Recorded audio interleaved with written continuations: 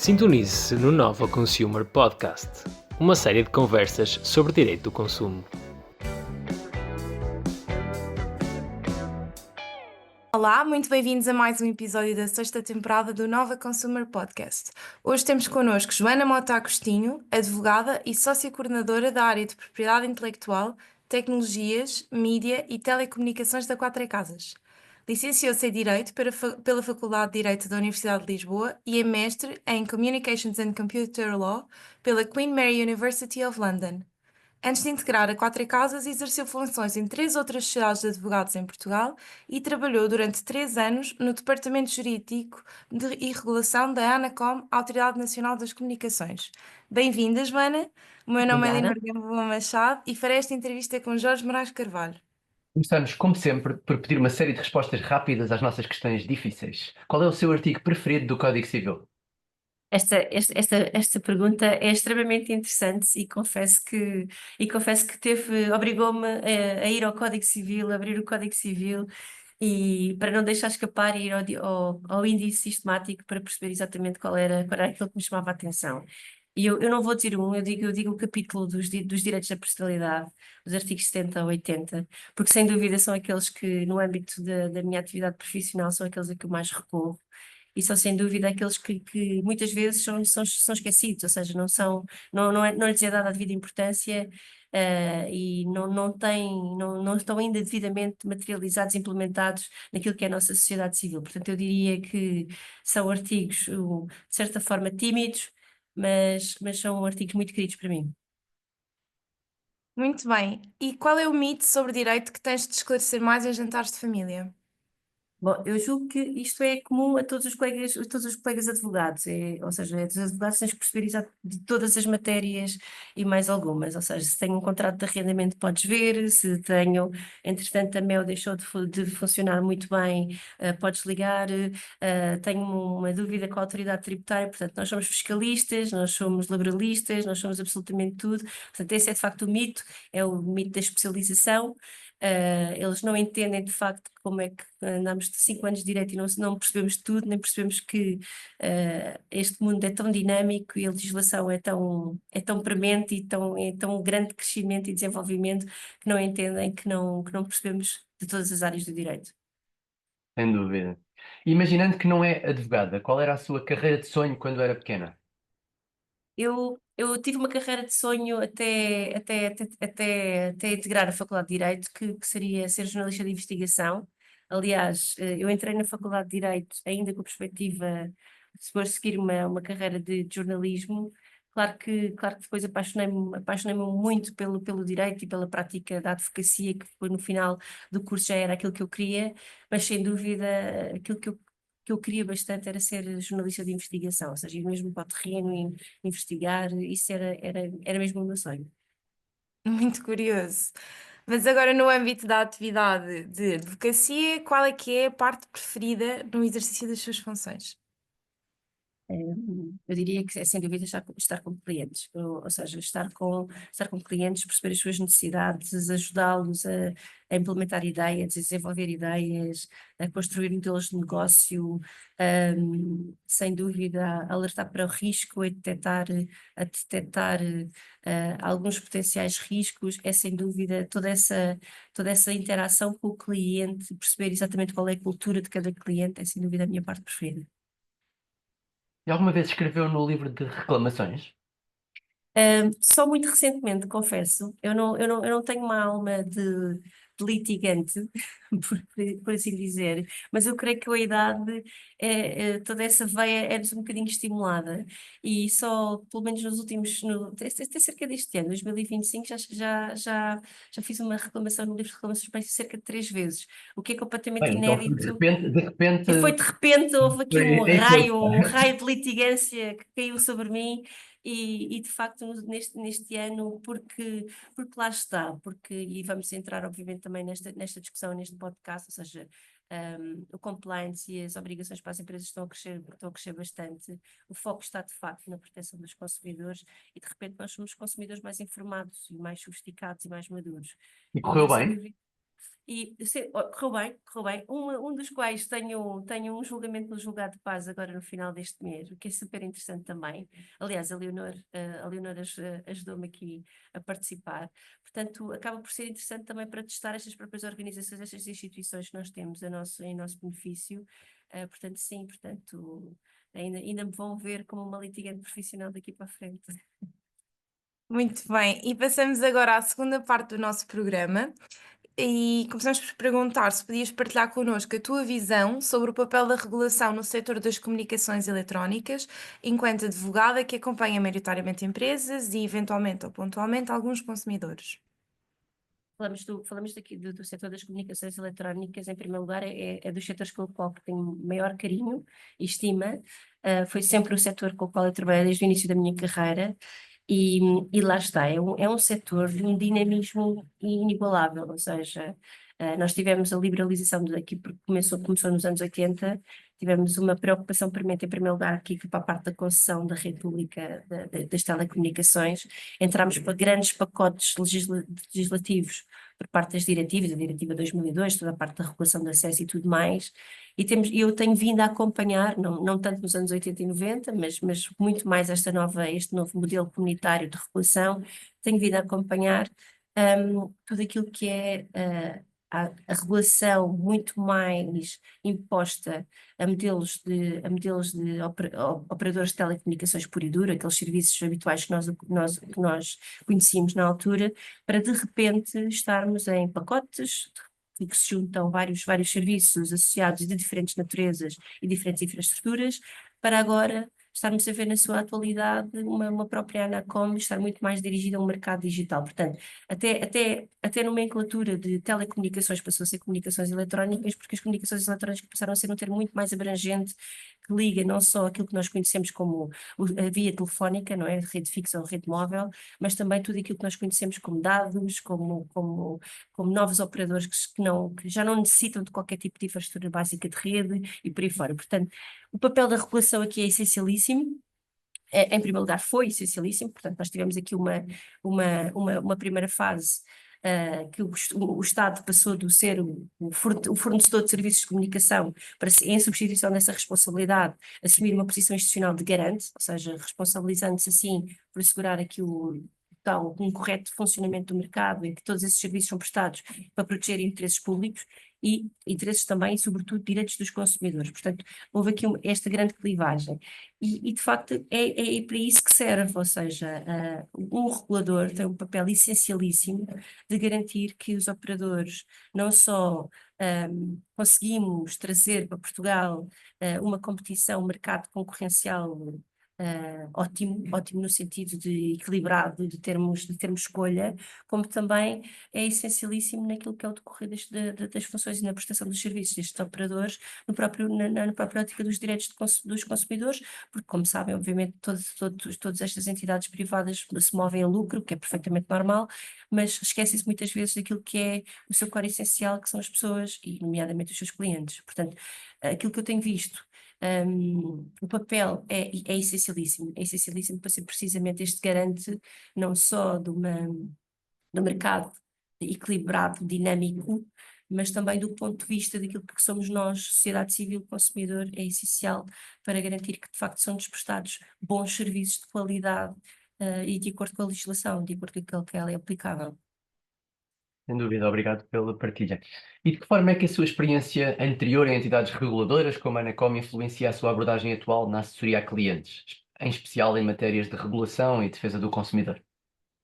Eu acho que muitíssimo bem. Em primeiro lugar, porque a cultura, quando nós estamos fora de uma entidade reguladora, ou seja, quando trabalhamos numa sociedade de advogados, nós olhamos para uma entidade reguladora com um par de óculos. E quando estamos dentro de uma reguladora, as lentes são completamente substituídas. E, de facto, em primeiro lugar, as reguladoras estão cheias de muitíssimo bons profissionais e bons técnicos. e depois tem outras dificuldades que nós, sociedades advogados, muitas vezes não conhecemos, porque muitas vezes aqui é a nível da alocação de recursos, a nível da alocação mesmo da componente financeira, ou seja, não é de facto fácil hoje em dia regular em Portugal. Acho que as entidades reguladoras até poderiam estar muito mais munidas de alguma capacidade de enforcement e supervisão. E, no fundo, é um bocadinho com esses olhos que eu trago atualmente para os meus atuais clientes, ou seja, é tentar perceber muito a cultura do regulador, que isso acho que é essencial, porque lá está também, é uma das perguntas que sempre que há um operador estrangeiro a vir para Portugal, uma das perguntas essenciais que me fazem é qual é a cultura da Anacom, ou seja, se é uma cultura cognitiva, se é uma cultura muito mais de evangelizadora, ou seja, como é e colaborativa. Portanto, é essencial hoje em dia perceber um bocadinho a cultura, e essa de facto é algo que eu adquiri da minha experiência na reguladora. Depois, essencialmente, também os meandros de como é feita uma decisão, ou seja, a decisão não cai de paraquedas numa direção jurídica e regulação, ou seja, tem muito mais sumo e tecnicidade de outros profissionais. E isso também é essencial para mim quando estamos a responder um pedido da Anacom, ou seja, perceber exatamente quais são os canais, a chain de comunicações dentro de uma reguladora é essencialíssimo hoje em dia para perceber exatamente até a fluidez de comunicação, a forma como devemos abordar e a forma como, sobretudo, como devemos responder. Muito bem. Agora, nessa outra perspectiva, quais são, na tua opinião, os principais desafios que as empresas enfrentam atualmente no cumprimento das normas regulatórias, sobretudo no que diz respeito à proteção dos direitos dos consumidores? E pedimos isso, se tiveres algum exemplo prático, possas partilhar connosco?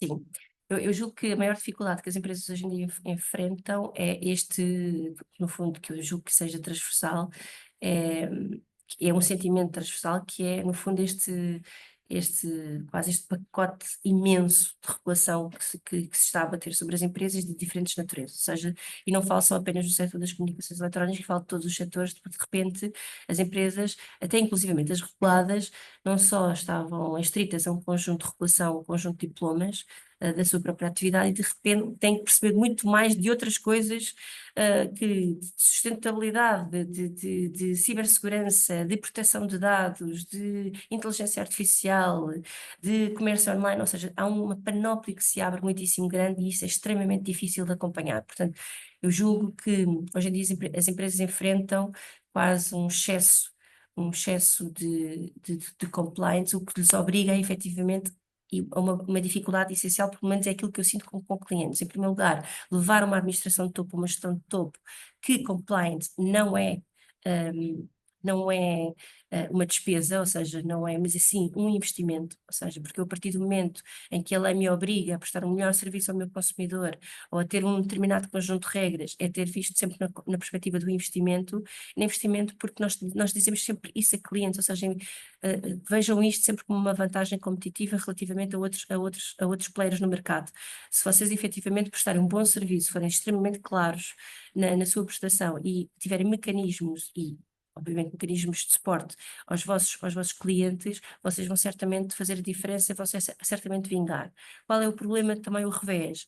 É que, obviamente, o nosso tecido empresarial em Portugal ainda é muito composto por PMEs e tudo isto custa dinheiro, ou seja, toda a implementação destes pacotes regulatórios custa dinheiro. Portanto, é extremamente difícil hoje em dia eu ter que cumprir a regra, eu ser o melhor aluno da turma, cumprir a regra e não ter que gastar muito dinheiro que eu estava previsto para outras coisas que eu considero mais importantes, como marketing, desenvolvimento de produto, etc. Portanto, eu creio que este equilíbrio é extremamente difícil e sobretudo na parte do consumidor, porque eu de repente obviamente tenho que apostar em alocação de recursos, em alocação de tecnologia e um investimento que eu não tinha inicialmente previsto. Portanto, este equilíbrio eu julgo que está a ser difícil, julgo que aí mais uma vez as entidades reguladoras têm um papel essencial na componente de evangelização, na educação, no awareness, porque muitas vezes aquilo que sinto também é que as empresas não percebem exatamente qual é o âmbito da aplicação de uma determinada norma e isso seria essencial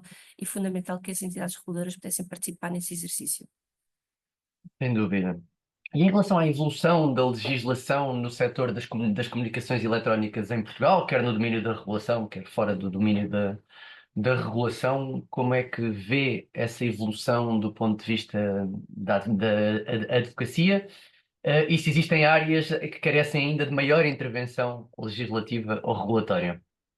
Nós, em matéria de comunicações eletrónicas, tivemos aqui uma grande alteração da lei de comunicações eletrónicas até relativamente recente. Hum, julgo que está bem estruturada, ou seja, nós temos uma lei e digo bem estruturada porque, inclusivamente, é a opinião de clientes estrangeiros que olham para a nossa lei e a analisam. Está bem estruturada, nós temos um regime de acesso completamente geral, ou seja, é muito flexível, é fácil hoje em dia iniciar uma atividade de comunicações eletrónicas em Portugal, porque temos um grau de maturidade muitíssimo elevado e a própria Anacom também tem muita experiência e muita maturidade naquilo que é não só a parte toda do registro de um novo prestador, mas também na atribuição de recursos de numeração e no próprio enforcement e supervisão. Portanto, eu creio que hoje em dia é fácil iniciar uma atividade.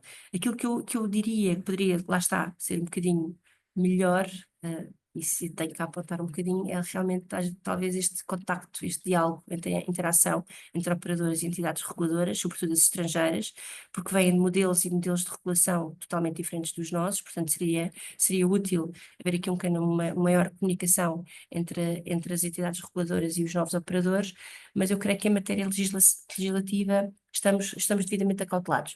Temos agora, por exemplo, uma Anacom, obviamente também a posicionar-se como uma reguladora muito mais destes meios digitais, ou seja, com o Digital Service Act. Vamos ver em matéria de inteligência artificial também, portanto é muito interessante acompanhar a evolução do próprio regulador naquilo que é hoje em dia o mercado digital. Portanto, mas eu creio que em matéria de regulação e legislação, por enquanto estamos bem. Vamos nos manter assim, vamos nos manter assim. Não exagerando. Não exagerando, exatamente. Temos estado a falar acerca da digitalização e perguntamos agora de que forma a crescente utilização destes serviços online tem impactado o trabalho dos advogados e o direito dos consumidores no setor das comunicações. Bom, eu acho que a digitalização, quer dizer, padrão, eu nunca vou dizer mal da digitalização. Eu sou uma adepta fervorosa de tudo aquilo são tecnologias, sobretudo quando são tecnologias de valor acrescentado. Obviamente que vamos assistir a uma grande mudança de paradigma naquilo que é a prestação de serviços, não só de próprios advogados, mas uma mudança de paradigma dos próprios serviços de comunicações eletrónicas. Eu não vejo isso como uma ameaça, eu vejo isso como uma oportunidade. Vejo que tudo aquilo que possa ser a digitalização possa tornar, inclusivamente, o cumprimento da lei de forma mais eficiente. Qual é o que me preocupa e aquilo que eu sinto um bocadinho na pele? É que às vezes há um excesso de digitalização e perde-se um bocadinho a humanização na prestação dos serviços, ou seja, é ótimo ter um chatbot que realmente faz o rastreio das minhas necessidades, mas quando eu já estou nervosa por não ter um serviço de internet há 4 horas, eu quero falar com o operador. E às vezes as máquinas são mesmo assim, não pressentem ainda, às vezes, o desespero, e a preocupação do consumidor. Portanto, eu Desesperante, às diria, vezes. isso é completamente desesperante às vezes. Portanto, eu creio que aqui há uma componente de humanização que as empresas não se podem esquecer. Portanto, eu acho que o desafio é precisamente esse. Claro que sim, vamos avançar para a digitalização, tentar parar isso é tentar parar o vento com a mão, não é isso que se pretende de todo, mas creio que há aqui um verniz de humanização que nunca pode ser esquecido, até porque estamos sempre a falar da prestação do serviço, e a prestação do serviço assenta essencialmente naquilo que é o conforto e a confiança. Portanto, eu julgo que as tecnologias nunca irão substituir esse sentimento. Muito bem, bastante interessante e ótimas ideias. E que conselhos é que daria aos consumidores para melhor protegerem os seus direitos quando enfrentam problemas com operadores de comunicações eletrónicas, por um lado, e por outro lado, que recomendações é que daria às empresas para evitar litígios e promover uma relação mais transparente com os seus clientes? Eu pego aqui um bocadinho naquilo que estávamos a falar inicialmente. Eu acho que do lado do consumidor, apesar das nossas associações de defesa e de proteção de consumidores fazerem um excelente trabalho, e de facto há pessoas que são interessadas e outras pessoas que não são interessadas, mas aquilo que eu noto é uma falta de literacia relativamente àquilo que são os meus direitos enquanto de consumidor. Portanto, eu diria que é premente esta evangelização, esta culturização sobre aquilo que é os meus direitos enquanto consumidores. Porque ainda também no âmbito da Anacom, porque eu estava na Anacom, eu sentia muitas vezes que as pessoas reclamavam mal, as pessoas reclamam mal, as pessoas estão no ato completamente furiosas com a falta ou com a falha da prestação de um determinado serviço ou na disponibilidade, no fornecimento de um determinado produto, e escrevem freneticamente no livro de reclamações e nota-se que aquilo é um desabafo, não é minimamente estruturado, também não tem que ser uma comunicação estruturada à la advogado, não é nada disso que se pede, mas aquilo que sentimos muitas vezes na Anacom é que até tentávamos contactar as pessoas para nos darem um bocadinho mais de contexto e as pessoas já não voltavam, ou seja, não sei se é cultura, se é subcultural do nosso país, de nós termos aquela sede, aquele fervor de reclamar, mas depois se isso me dá um bocadinho de trabalho, então já não quero. Portanto, eu diria que uma literacia, perceber que quanto mais reclamações bem estruturadas houver, também melhor as autoridades reguladoras fazem o seu trabalho, não é? E de facto também perceberem que hoje em dia nós dispomos de organizações e instituições que estão lá para nós, não é? Ou seja, eu sou advogada há 20 anos e só ao fim de 20 anos é que eu estou a utilizar pela primeira vez um julgado de paz e faço porque um membro da minha família me exige, porque é muito mais litigante que eu e quer ir mesmo à frente, porque caso contrário eu também teria desistido, portanto isto é mesmo cultural. Existem estas instituições, existem os julgados de paz, existem as associações, ou seja, existem efetivamente mecanismos e meios para fazer Existem valer os os centros de direitos. arbitragem de consumo também, que ainda não Sem foram. dúvida, precisamente, os centros de arbitragem. Portanto, existe aqui um conjunto de meios que podem efetivamente valer os nossos direitos. As pessoas têm que estar verdadeiramente aware, não é? Quanto conscientes e alertas para a sua existência e também estarem um bocadinho aqui, talvez em tom de provocação, não serem céticas em relação a essas instituições. Portanto, também parte dessas instituições garantir que em termos reputacionais funcionam bem. Eu falo, por exemplo, do julgado de paz que nos marcou o julgamento em 2 meses, o que é extraordinário, não é? É uma coisa extraordinária. Portanto, eu própria, neste momento, se tudo correr bem, vou ser a própria embaixadora deste mecanismo, portanto, é mesmo de aproveitar.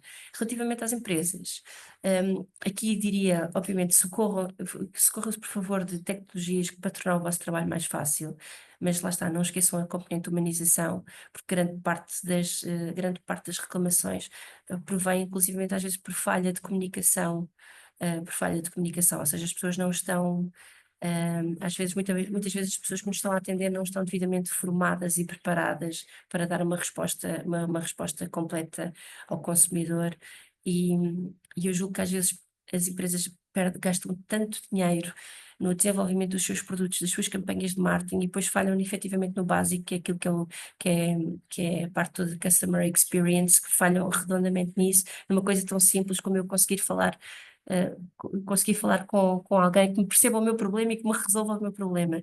Portanto, às vezes o keep it simple para as empresas também é um conselho que eu daria, sem dúvida. Sem dúvida, sem dúvida. E para todos os advogados ou aspirantes advogados que nos ouvem, na tua experiência, quais são as competências e conhecimentos mais importantes para alguém da profissão que pretenda especializar-se na regulação do setor das comunicações eletrónicas? Eu acho que, em primeiro lugar, eu diria que isto também, mais uma vez, é transversal a todos os setores. Em primeiro lugar, tem que gostar bastante do setor. Tem que gostar bastante do setor. Porque eu acho que hoje em dia aquilo que se exige de um advogado é que não perceba apenas da sua poda, ou seja, daquilo que é a interpretação e aplicação da lei, mas também dos vários modelos de negócio. E de facto é preciso perceber o negócio das comunicações eletrónicas, que é extremamente complexo, que é extremamente ramificado, que é extremamente novo e dinâmico. Portanto, aquilo que faz sentido hoje, se houver uma pandemia, deixa de fazer sentido e passa a haver outro modelo de negócio, que foi aquilo que nós assistimos também. Portanto, é manterem-se o mais atualizados possível.